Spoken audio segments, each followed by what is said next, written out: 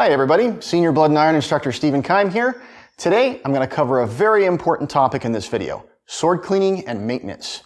Now, if you own a steel sparring sword or a cutting sword, it's going to be really important for you to keep it clean so it has a nice long-lasting life.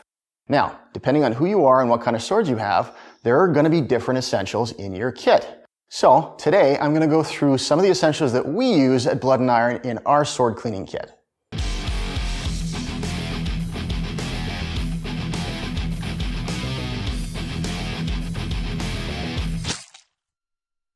Hey everybody, welcome to the floor. You can see in front of me I have a bunch of stuff laid out here. I'm going to go through each piece one at a time and tell you what I use them for, why I like them, and why they're part of the kit that I use to clean swords.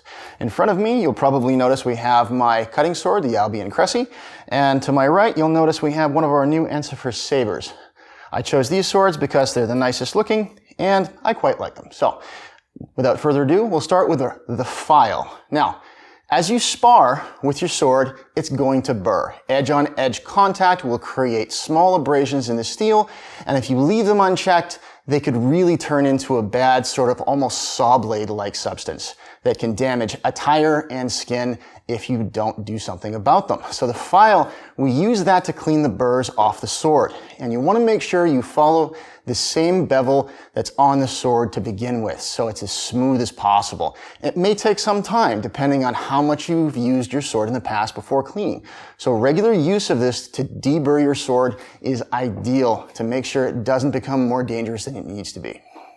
Okay everybody, this is synthetic steel wool. I use this to clean the tarnish off the swords. Tarnish, rust stains, this stuff is really good at doing that. I use the synthetic steel wool obviously instead of actual steel wool because I don't want to damage the steel or the integrity of the steel of the blade. All you're going to do is scratch it up at that point and you're doing more damage than good. So the synthetic stuff is really good. It's not that expensive. It only runs you about maybe $6 for a couple of pads.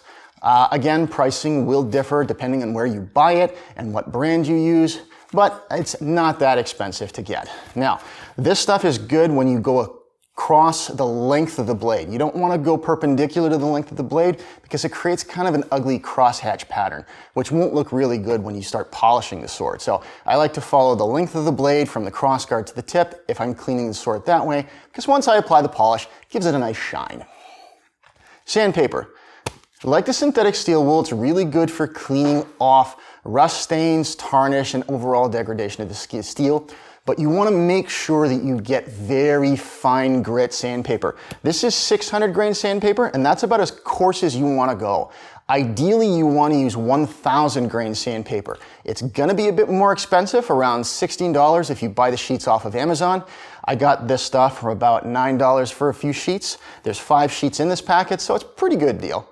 Anyway, like the synthetic steel wool, you want to polish along the length of the blade so you get a very nice sort of even approach to it.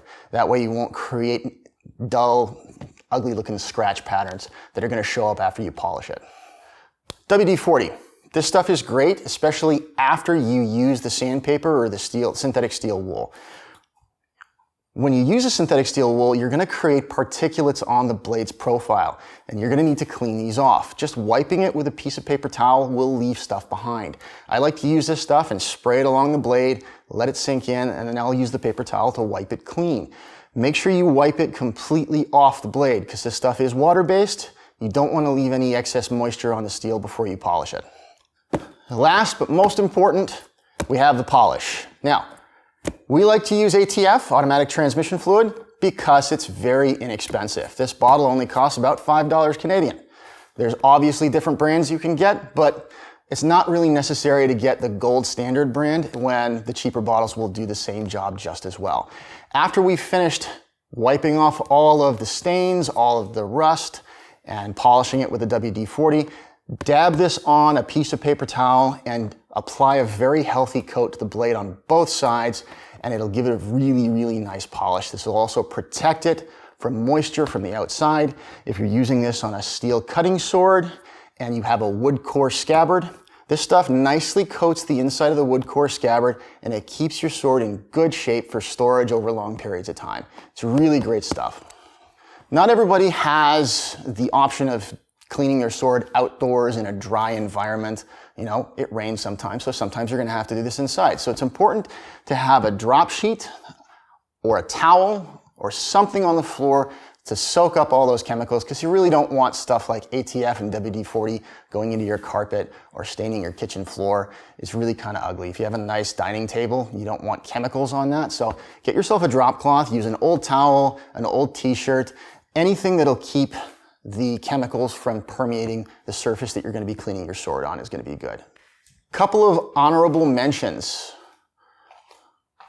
First and foremost, paper towel. It's essential. You're going to be using this stuff all the time throughout the cleaning process. It's used to wipe off the WD-40. It's used to apply the ATF. Have a large amount of this stuff. It's also a useful substitute if you don't have a drop sheet handy. You can lay out a couple of layers of paper towel, and that should be enough to absorb any chemicals and keep them off of your surfaces. Hope you enjoyed today's video. If you did, please like and subscribe. And as always, big thanks to our Patreon subscribers for their support. Couldn't do it without you. If you enjoy the content that we produce and want to learn more, join one of our online Zoom classes by clicking the link below. And as I always try to say, if you train how you fight, then you'll fight how you train.